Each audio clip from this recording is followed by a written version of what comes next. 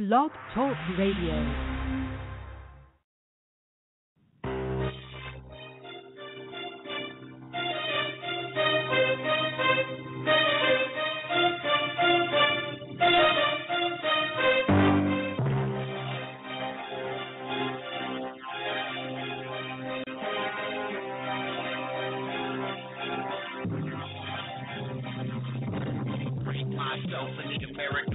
Never give up the freedom my pop fought for us to have.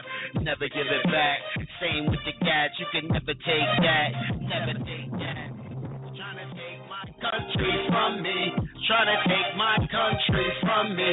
They're trying to take my country from me. They're trying to take my country from me.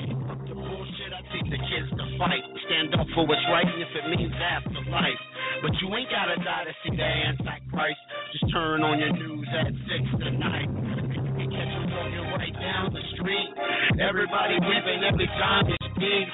He rides in a vehicle they call the Beast. And people lining up for a chance to meet. Thinks in the stage and says, dance with me.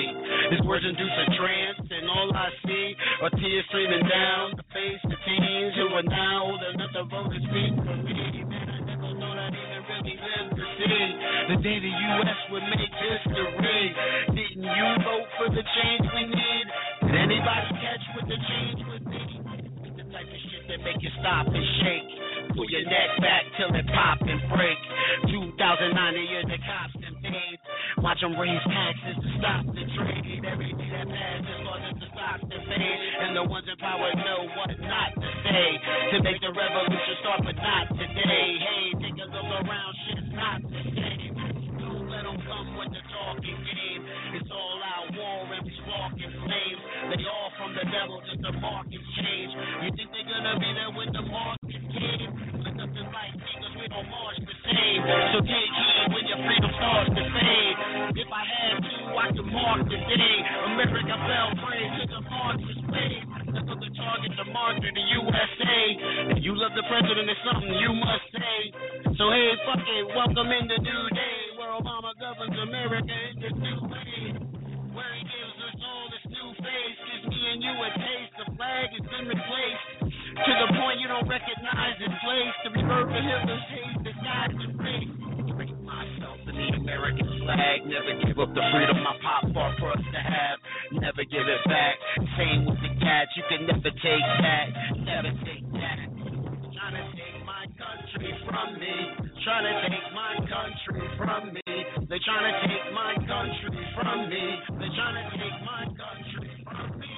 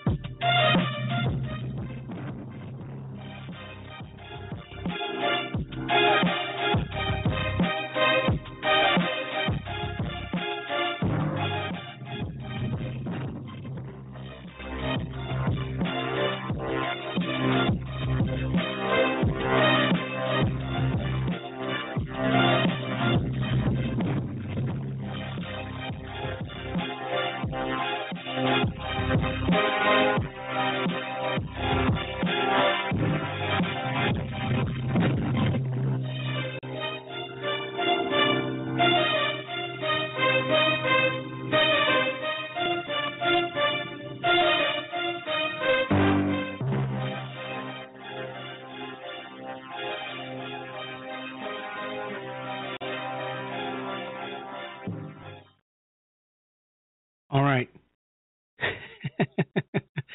Good evening, folks, and welcome to another exhilarating hour of the Dr. C. Robert Jones Situation Report. So many things happening this week. You know, the Constitution is a charter of negative liberties, says what the states can't do to you, says what the federal government can't do to you, but it doesn't say what the federal government or the state government must do on your behalf. That's right.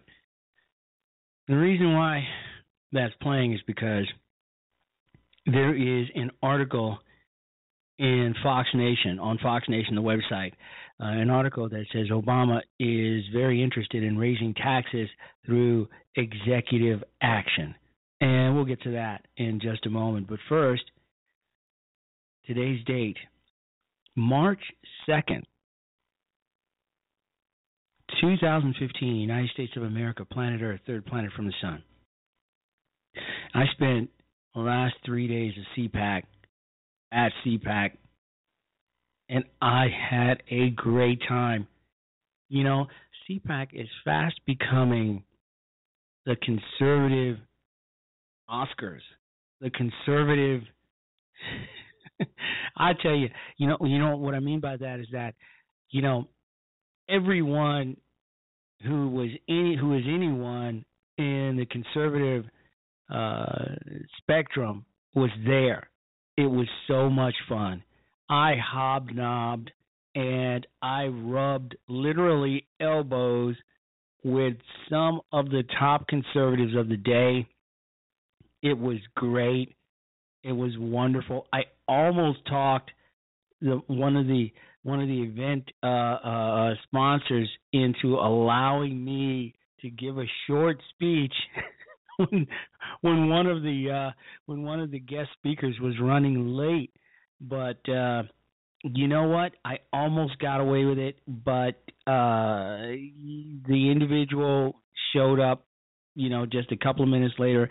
But I had the guy on the ropes. He was going to let me get up and speak for just a couple of minutes, but I couldn't get it. I couldn't get it. I couldn't get him, to acquiesce in time. But I almost got away with that. Oh, and the second thing is, have you guys been keeping up with the latest season of House of Cards? Oh, man, Frank is in trouble. Frank is in trouble this season as I've never seen him. And, of course, this is only season 3. But, he's president right now. And quite frankly, my friends, I could be wrong, and I could be reading the whole thing wrong, but Frank seems more of a Republican in this season than he does a Democrat. Now, Frank's opponent is running, Frank's primary opponent is a woman, and she is running as a Republican. But it's the things that Frank has done during the course of this season, and I'm only on episode 6 of season 3, but it seems that Frank is doing things that a Republican president would do. He wants to gut entitlements completely, Social Security, Medicaid, Medicare, all that, and he's telling Americans that you're entitled to nothing. And that the American dream is for you to go out and get for yourselves. And what he has done in the season is take FEMA money, billions of dollars, and he's taken a few billion here and there against the wishes of the Republicans, and he's used it for jobs programs, and he's put like 50,000 folks to work using FEMA money in Washington, D.C. Now, this is all, of course, fictional, but wow, if you're not a House of Cards watcher on Netflix, I highly recommend it. And go ahead and start with season number 1 and work your way up to season. I'm on the edge of my seat. I was just watching, just a few minutes before airtime. I tell you what, it's I don't know if he's going to win. I mean, he's the star. I mean, there can't be like a season 4 if he doesn't.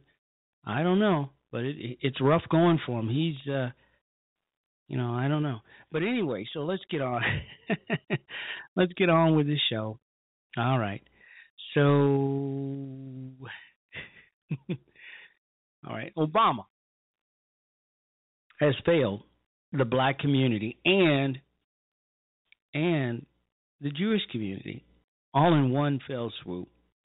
Now, of course, I talked to some of my black friends, and I don't use the term African American or the title or whatever it's called, because I joined the Marine Corps March 13th, 1979. My anniversary is coming up pretty soon. And when I joined the Corps at the tender age of 17, by forging my mother's signature on my enlistment contract after she ran out the back door and down the alley as the recruiter was standing in our kitchen holding contract and pen.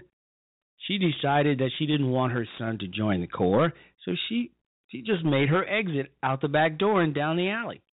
Well, of course, I wanted to be a Marine, so I, without any hesitation, forged her signature right there in front of the recruiter. He didn't mind, and neither did I. And thus, history was born. But March 13th, 1979, I joined the Corps. At that time, I was black.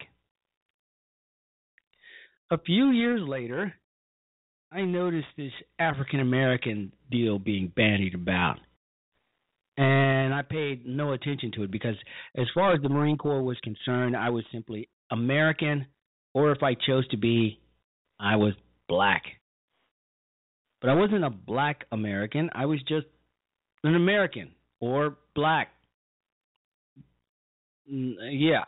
So where this whole idea comes from that we're suddenly it seemed to me that we became I left the Marine Corps in 2010, and the next thing you know, I'm African American, and I had no idea any of this was going on. But we've gone from, in the short 53 years of my existence on this planet, I have gone from being a Negro to colored to black to African American, all in a short span of 53 years. We have changed titles, and I think it's absurd. So I'm going to stick with the last one, the one I held, the title that I held the longest, besides being a red-blooded American. I'm just going to go with black.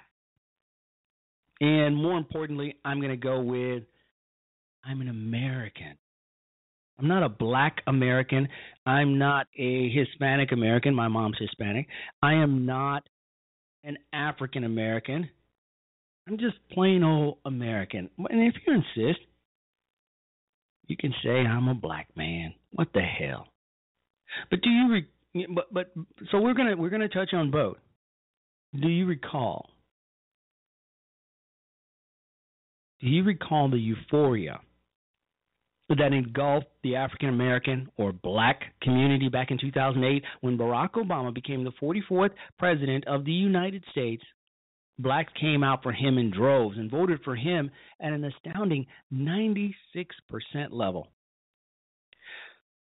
Well, my friends, times, they are changing, so to speak.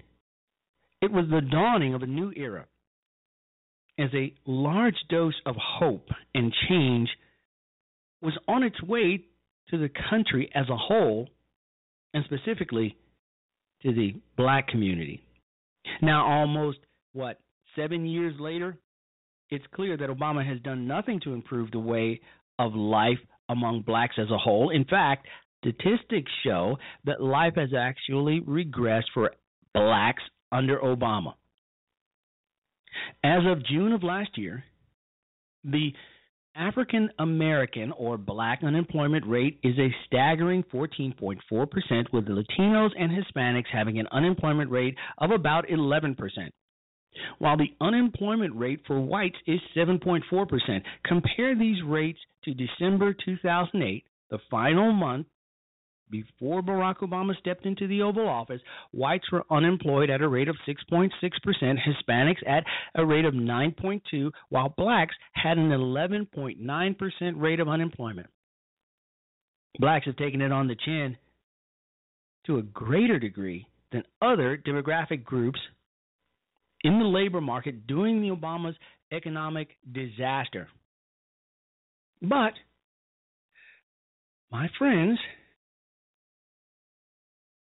have said to me just a couple of days ago, one of them said that she believes that Barack Obama will go down in history as one of our greatest presidents, that he has, above and beyond, advanced this country from the Bush years, and that he has done a lot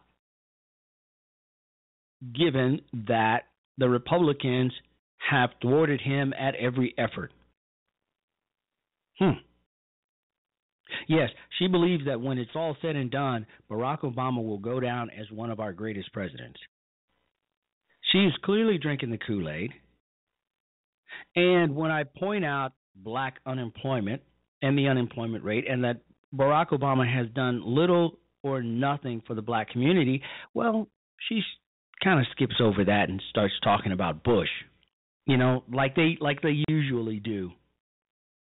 So, yeah, talk about identity crisis. You got to have one when you're Mary wrote in the chat room, talk about identity crisis. Yeah, when you go from being a Negro, which is what's on my birth certificate, and my dad is listed as Negroid. Yes, there is a word, Negroid. On my birth, and on his, to being colored, because I was colored for a little while, and then I was black during the 60s and 70s, and then African American. All in 53 years, folks. How is that embarrassing or what? But nevertheless, my friends, black friends, are saying that Obama's a great president, and he's going to go down as one of the greatest presidents in history, and points out that President Bush was dumb. He was stupid. He didn't deserve the office of the presidency. And she went on further to say that that Bush wasn't qualified to be president, that he was dumb. I pointed out that, well, President Bush was a fighter pilot. He in the Air National Guard, and he flew the F-4 Phantom. Now, I flew the Phantom myself. I don't consider myself to be dumb. You've got to be pretty smart to be able to do that. I pointed out that one has to be pretty smart to be able to fly what was then the state-of-the-art fighter. And I went on to point out that he was a graduate of Yale and held an MBA at Harvard. And she went on to point out that he had C and D's at both of these schools. And, of course, I countered with, well, C's and D's at Yale and Harvard would be A's and A pluses at whatever school she attended, but or at any of your local state colleges. So I'll accept C's. I got a few myself at the United States Naval Academy in Annapolis and later at Georgetown, so I can't talk. But but anyway, so I went on to point out that George was, and then he owned his own company, Abusto, and the oil company, and then he went on to become governor for 2 terms, and the second largest state in the union, and then he was president for 8 years. You can't be too stupid having that job. And as far as him being unqualified to be president, Barack Obama was a community organizer, a little-known state senator who spent very little time in the State House, and when he was there, he voted present. And then in the U.S. Senate, he spent very little time there, and for the most part voted present nearly more than 50% of the time there. So him being who was qualified, well, we went on and on about that. But suffice to say that she is yet to speak to me again after that conversation. Anyone want to guess why? Yeah, she wasn't happy. She wasn't happy. And you know what they usually do? I don't know if your friends do this, your liberal friends, but she went on to say, during the heat of the conversation when she was being countered at every turn with those pesky facts, she said, well, you know what, we shouldn't talk politics. All you want to do is talk politics. And then she went on to talk more politics. And I said, well, we can talk about anything you like. But so it's curious to me, why do blacks still stick by this guy when he doesn't do anything for the black community? And quite frankly, he shouldn't focus on any one ethnic group anyway.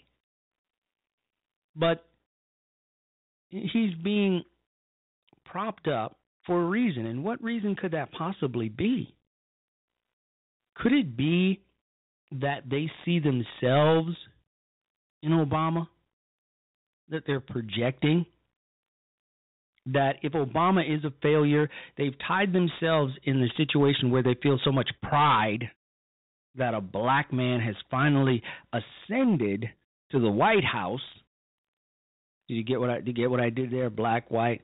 He ascended to the White House, that whether he sucks all to be damned or not, they're not going to admit it. They're going to say just the opposite, because his fate, or their fate, is tied to his, because they put him on a pedestal, and they're going to be loyal and stand by him no matter what. Because to say that the first black president in the history of this great nation sucks all to be damned would be to say that they're also failures. So that's my take on that. According to a report released early this year by the Bipartisan Policy Center, African American home ownership rates dropped to pre-1990 levels.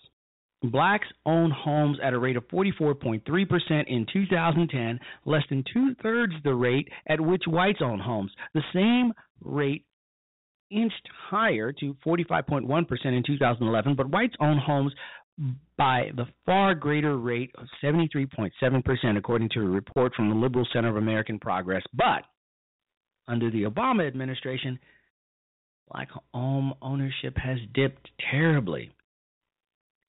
So, quite frankly, as I pointed out in many conversations, according to the data and statistics, blacks have been far more prosperous and well off under a white president, one of those old white men, than they have been under a black president.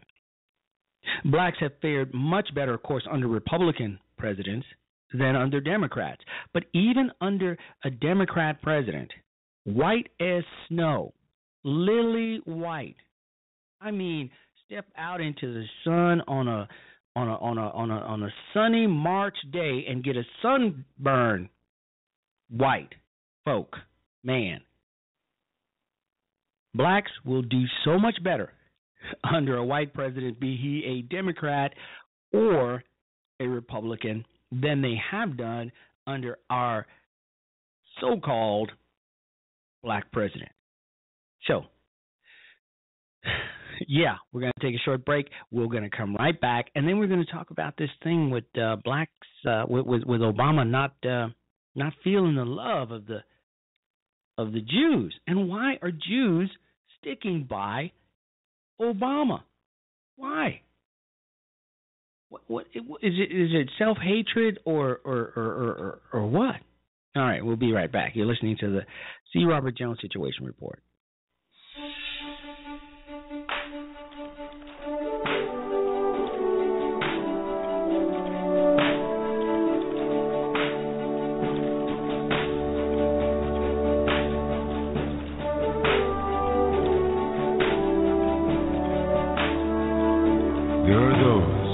Dedicate themselves to a sense of honor, to a life of courage, and a commitment to something greater than themselves.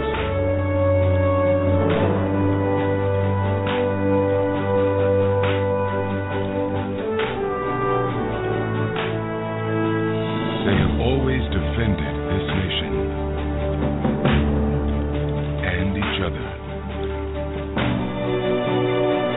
They still do.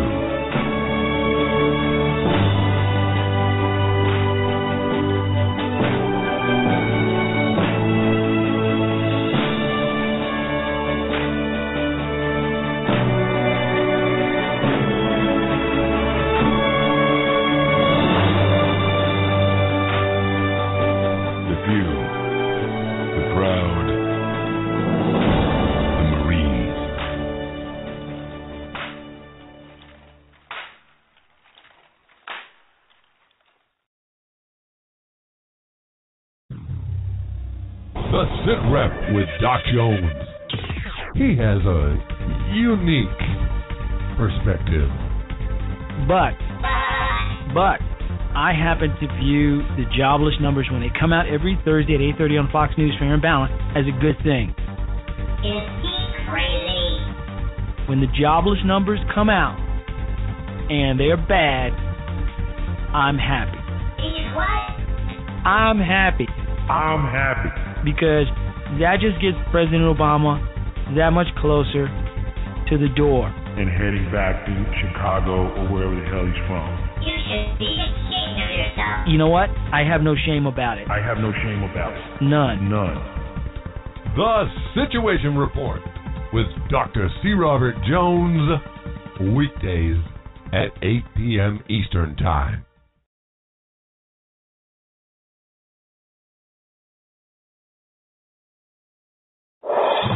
Iraq launches operation to retake Turkey from the Islamic State. Lavrov and Kerry showdown in Geneva. An Israeli prime minister to deliver inappropriate speech to Congress. These are the True News headlines. I'm D.W. Balch. Backed by allied Shiite, Sunni, and Iranian fighters, Iraqi security forces launched a large-scale military operation to recapture Saddam Hussein's hometown from the Islamic State that's been controlled by the militants. Russia's Foreign Minister Sergei Lavrov and Secretary of State John Kerry are meeting in Geneva for their first time since Mr. Kerry directly expressed his opinion that Russia is lying about its involvement in the war in Ukraine. The brutal public assassination of an outspoken critic of the Russian government, Boris Nemtsov, is likely to also be a talking point. Jack Perrick reports. The Minsk ceasefire agreement between Ukrainian government forces and pro-Russian rebels is believed to be fragile but holding. The United States is also pushing for a full and independent investigation into the murder of opposition frontman Boris Nemtsov, something Russian President Vladimir Putin says he will personally oversee. Iranian Foreign Minister Mohammad Javad Zarif is also in Geneva for negotiations with Mr. Kerry over Iran's nuclear program. The Israeli Prime Minister Benjamin Netanyahu delivering his controversial address to Congress is right around the corner. But his appearance has been criticized by the Obama administration as inappropriate. Kevin McAleese is in Washington. President Obama and other senior Democrats are expected to boycott Mr. Netanyahu's congressional appearance on Tuesday. The relationship between the Obama administration and Israel has sunk to a new low, with Mr. Netanyahu expected to lobby against a potential Iran nuclear deal while he's in the U.S., a move that U.S. National Security Advisor Susan Rice described as destructive. With the partial shutdown of the Homeland Security Department looming, House Speaker John Boehner wants negotiations with Democrats on a funding bill that rolls back Barack Obama's immigration policies. Senate Democrats are unwilling to even consider such a step. The Senate has scheduled a procedural vote, and Democrats are expected to block an attempt to establish negotiations with the House on that legislation. So let's see who gets painted as the bad guys in this. The United States and South Korea are set to launch their annual military exercise. Ahead of war games, North Korea has issued belligerent statements.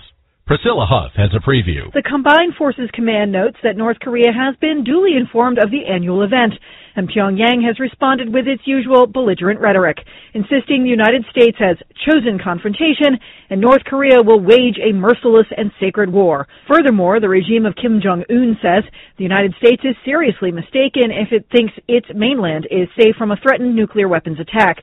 For more news, views, and comments, go to TrueNews.com. That's TRUNEWS.com.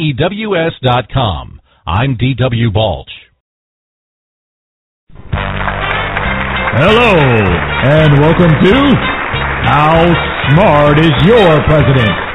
A game show testing the intelligence of President Barack Obama.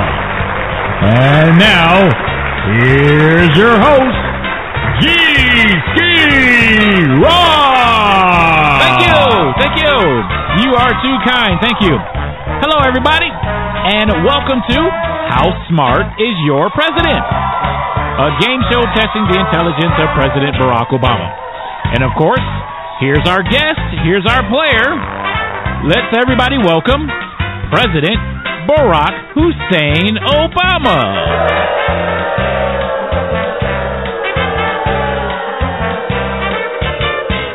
Hello, everybody. Welcome to the show. We want to thank you for hanging out with us. Welcome to How Smart is Your President? Testing the intelligence of President Barack Obama.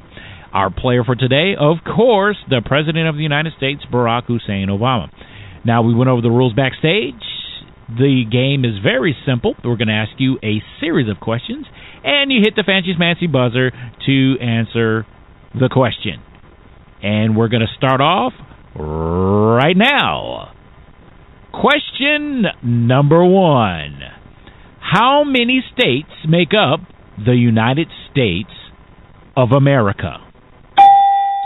I've now been in 57 states. I think one left to go.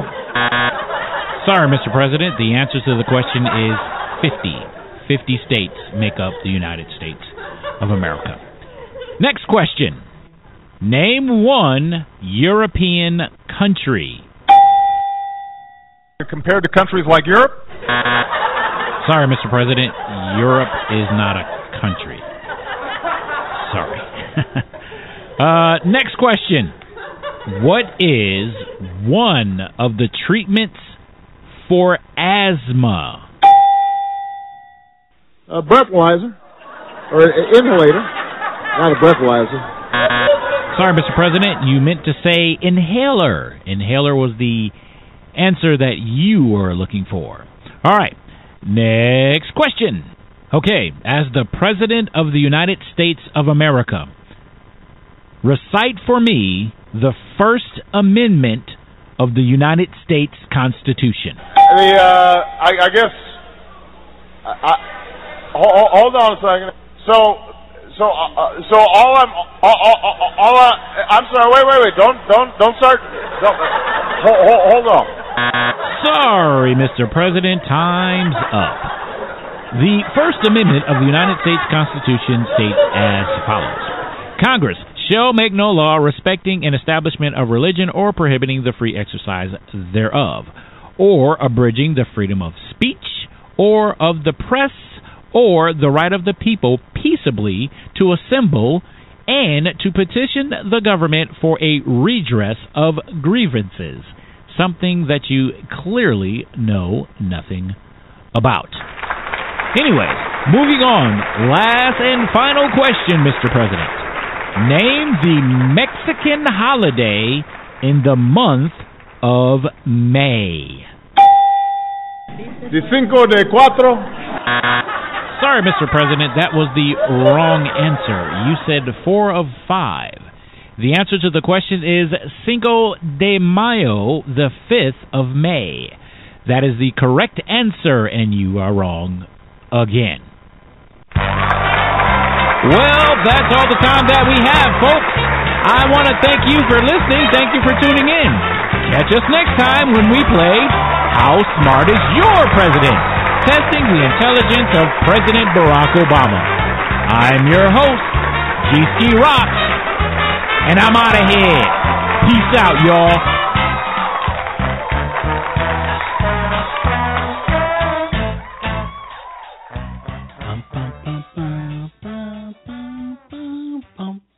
All right, welcome back, folks, to the Dr.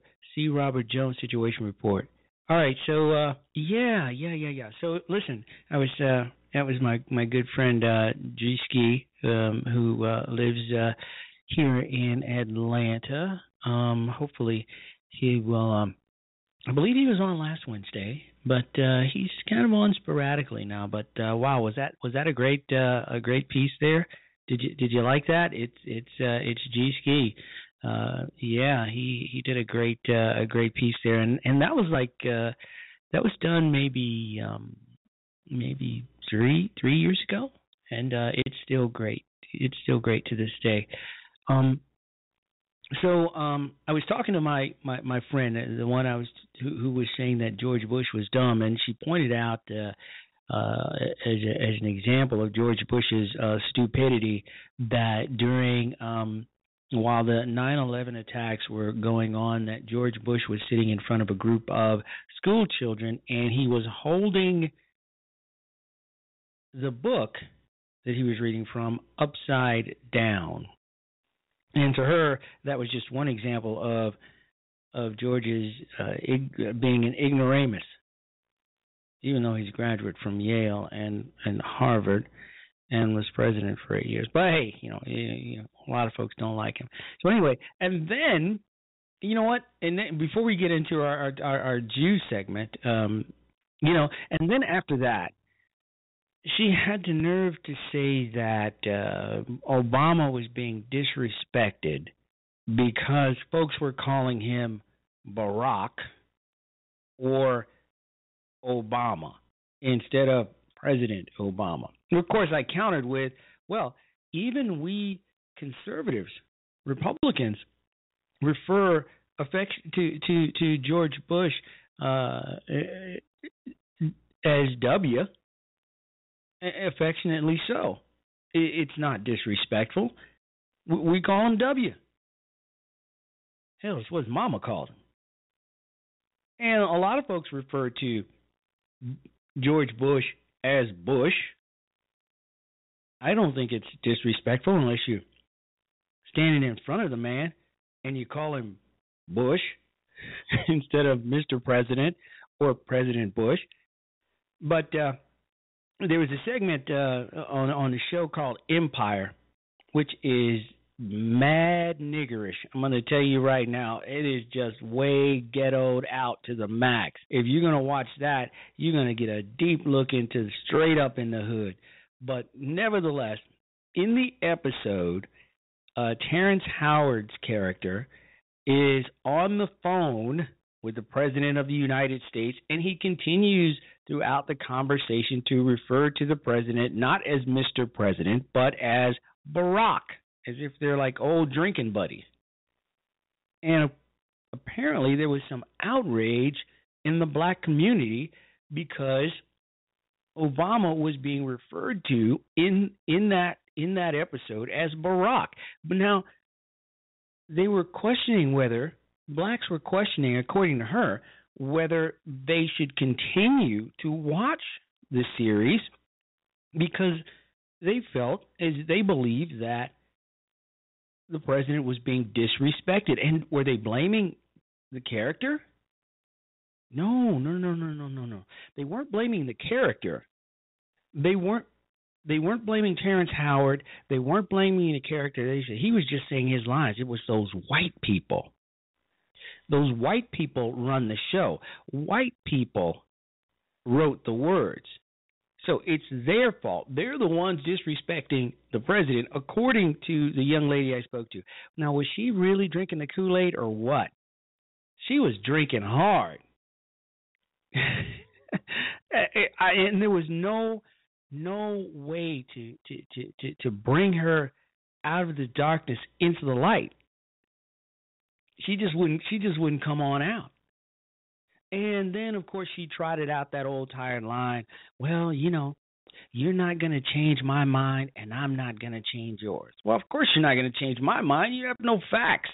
Nothing. You're just race baiting, and, you're standing by, a guy who's basically, not all that bright. But I understand you have a vested interest in playing him up. He's the emperor with no clothes. He's the guy behind the cloak in The Wizard of Oz. He's the fraud. He's the forgery. And we all know it, but you've got to continue to tell the lie because now you're vested. You can't go back now. And I understand that. So, on Election Day, President Barack Obama got 89% support from black voters and 66% support from Jewish voters. The second go around, 66% support from Jewish voters. The question is, why are African Americans and Jews voting against their own self-interest? When has it ever occurred, folks, that a sitting president has not greeted and showed proper and due respect to an Israeli prime minister? Has that ever happened in the history of Israeli-American diplomacy? Never, not once. The President of the United States is pouting like the little sissy that he is. He's crying foul. He doesn't like Bibi. He obviously has very little regard for Israel. And he's not going to attend this. When does this ever happen? Can somebody email me at usmarine1@hotmail.com and point out a time where a president and members of Congress, Democrats, refuse to sit and listen to an Israeli prime minister? All because this particular Israeli prime minister refuses to allow his country to be placed in imminent danger. Does anyone believe that if Iran acquires nuclear weapons capability, that they will not use those weapons on Israel? Israel knows this. They're attempting to protect themselves. And Obama, he's out on the golf course. He's chilling. He's having a great time. He's hobnobbing with Jay-Z and Beyonce and anybody else he can suck ass to, and not doing his job. Israel and the prime minister, they're trying to protect themselves. If Iran has stated that their intention, that their goal, their reason for being, and you don't have to take my word for it, look it up. Their reason for being is to wipe Israel off the face of the earth. They cannot do it militarily because they'll wind up getting their asses kicked like everybody else does. So the only way to eliminate the state of Israel is through nuclear weapons. They're seeking to acquire nuclear weapons capability so they can eliminate Israel off the face of the map and threaten their neighbors and, of course, the United States of America. And Obama's like, hey, you know what? I'm going to hit the links. All this stuff going on in the world, it's hurting my head. It's causing me to sweat a little. I can't do it. I got to get out on the links. I got to play a few rounds of golf. You see, the problem here is that Obama, well, he wants to focus on fundamentally transforming the United States of America, and all this other stuff going on around the world, that's kind of taking him off message. It's getting in the way. He doesn't want to have anything to do with all that stuff that's going on because that's sort of taking up his time from pretty much remaking the United States of America in his own utopian, Marxist, socialist, Leninist, communist agenda. It's messing with his agenda. He can't focus on destroying this country as we know it if he's got to deal with Israel, Iran, ISIL, calling them the JV team, even though they've threatened to come to the White House and chop his head clean off.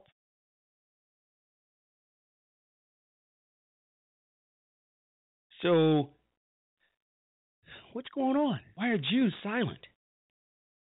You know, when Jews are threatened, even in the slightest way, even in the most oblique way, when Jews are threatened, they immediately go into attack mode. Asses will be kicked. They get ready for war here in the United States or anywhere else. So then the question begs, why are they so silent now? Why are they so quiet? Why aren't they showing their economic and political? Why aren't they flexing some muscle here? Why are they so quiet? But let's get back to no. I was gonna.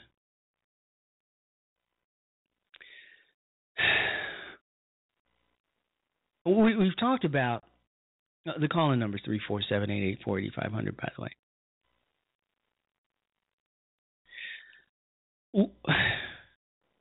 You know, I'm having some trouble here. You know, let's examine, Obama's treatment of Jewish Americans. Let me repeat, or just Jews, because we already know they're Americans, or just Jews in general. Now, let me repeat.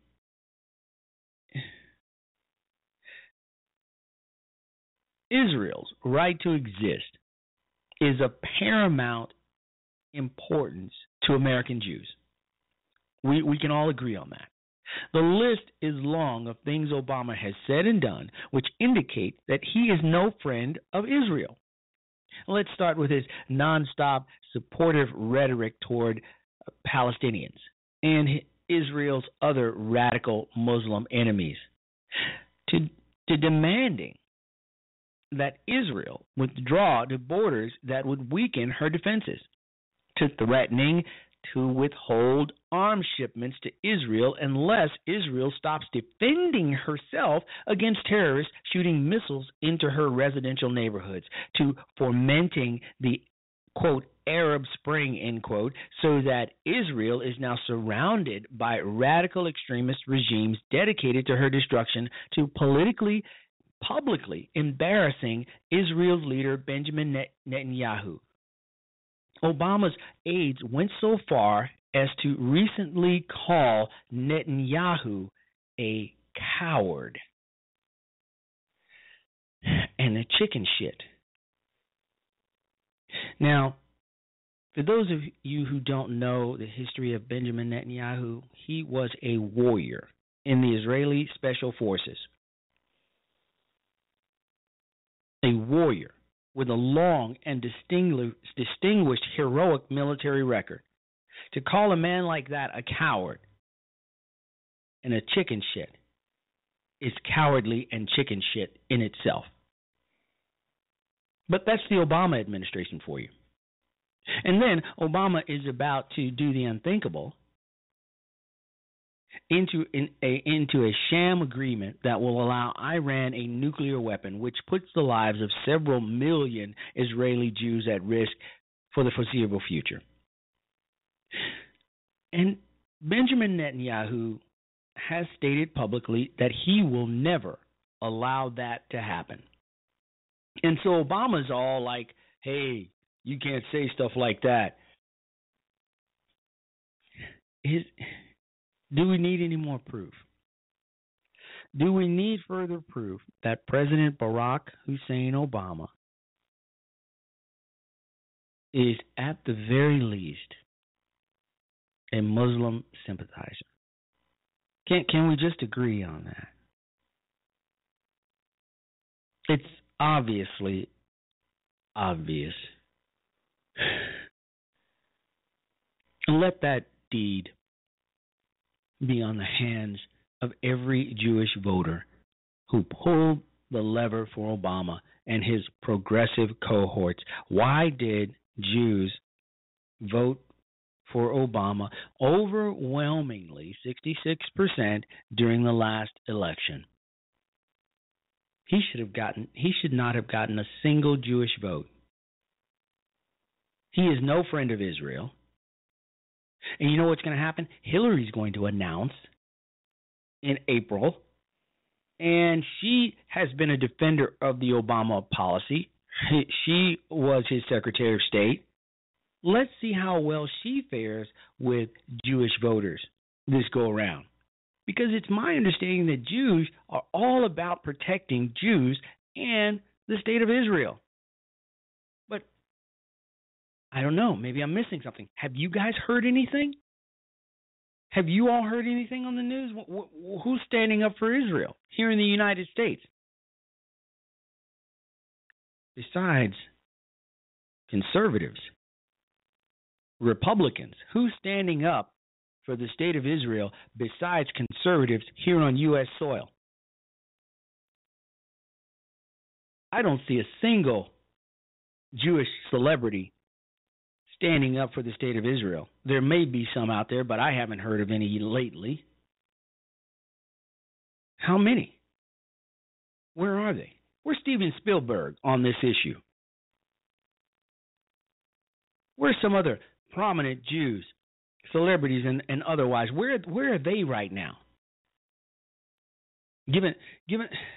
Consider that Obama's true feelings toward Jews and Israel can be summed up by his nomination of Loretta Lynch to the United States Attorney General for the post of United States Attorney General. As a law student, Lynch was active in a radical group at Harvard Law School that each month brought in to speak Jew-hating, pro-terrorist radicals dedicated to the destruction of Israel. Obama will bring these folks into his cabinet.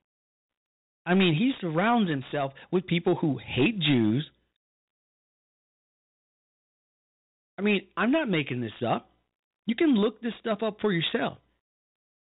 But she's going to be the next Attorney General. Now, should we fault her for what she did as a law student? Well, law students are generally in their 20s. Their views are formed.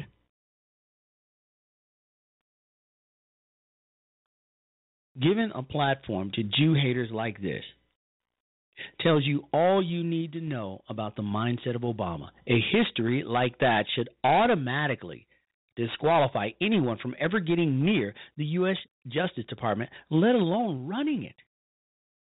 Now, yeah, she'll be running the Justice Department for about 18 months before the Republican president, the incoming Republican president, puts her out on her ass. But that's still 18 months. Would you? Who would choose a person like with Loretta Lynch's background to run justice? With friends like Obama, Jews don't need enemies. By the way, if a white Republican conservative supported policies that hurt blacks or Jews that resulted in more than double black to white unemployment, that allowed millions of competitors for jobs of black Americans, or nominated someone to head the Justice Department with that kind of anti-Semitic background, what would blacks and Jews say to that? Folks, if someone hits and hurts you once, it might be a mistake. If they do it twice, perhaps it's a coincidence. But if they attack and hurt you repeatedly, it becomes clear it's a purposeful pattern, and you're the target. It's time to admit the other guy doesn't like you. So my message to black and Jewish Americans is simple. It's time to recognize that Obama isn't on your side. Yeah, especially you black folks out there. The Jewish folks, where are you? Where are you? Because I'm not hearing a damn thing. Jewish voters should be making the rest of Obama's tenure a living hell. Run his ass off onto the golf course and let him stay there.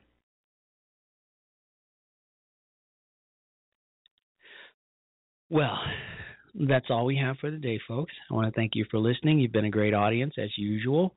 There's so many things that you could be doing, and you've taken the time to come listen to my show, and I do so appreciate you so much.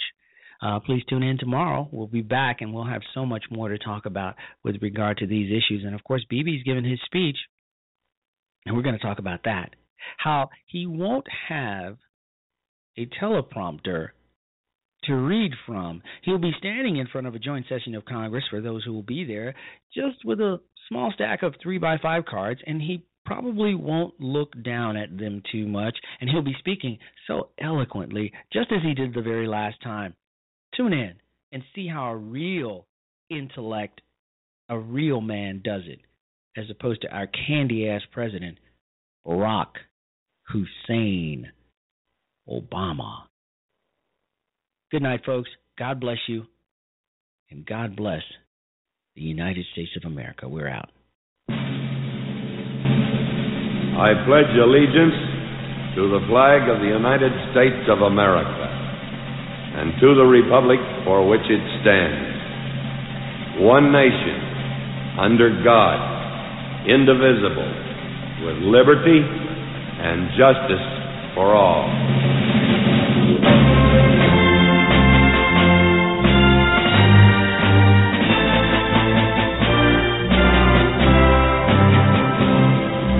I pledge allegiance to the flag.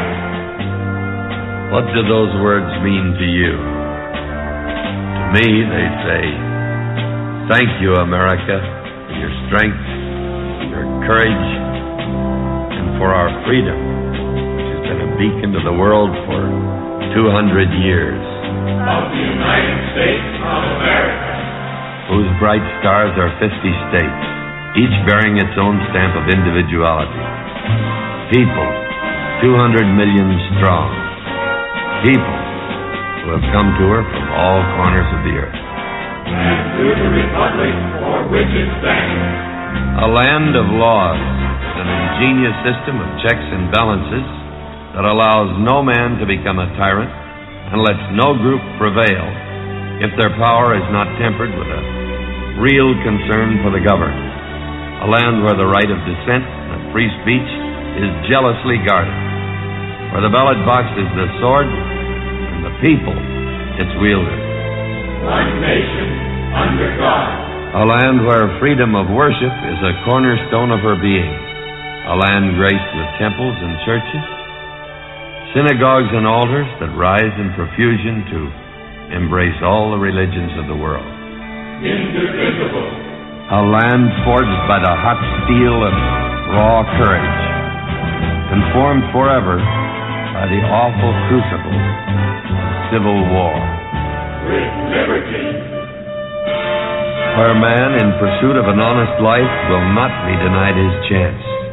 Where her citizens move freely within her vast borders without hindrance or fear. A land brimming with opportunity, where freedom of choice is the guideline for all. And justice. The courts of our land are open to all. Its wheels of justice grind for all causes, all people. They look to every avenue for justice, every concern of the law, and they temper their reasoning with mercy for all.